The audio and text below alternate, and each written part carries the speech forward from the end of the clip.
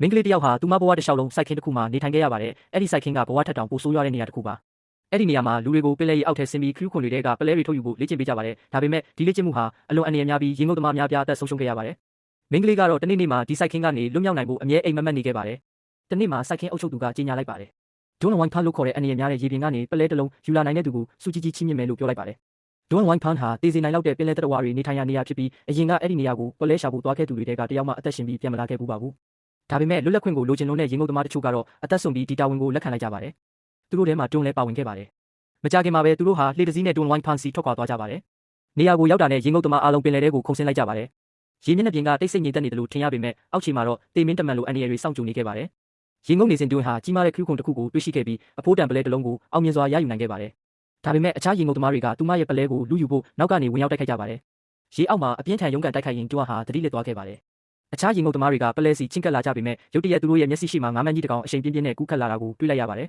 ။ကြောက်ရွံ့မှုကသူတို့ကိုဖုံးလွှမ်းသွားပြီးအားလုံးဟာရေမျက်နှာပြင်ပေါ်ကိုအလျင်အမြန်တက်ပြေးကလှေပေါ်သို့ပြန်တက်သွားကြပါတယ်။သို့တော့သူတို့မသိခဲ့တာကတွန်းဟာရေအောက်ထဲမှာတယောက်တည်းကြံရစ်ခဲ့တာပဲဖြစ်ပါတယ်။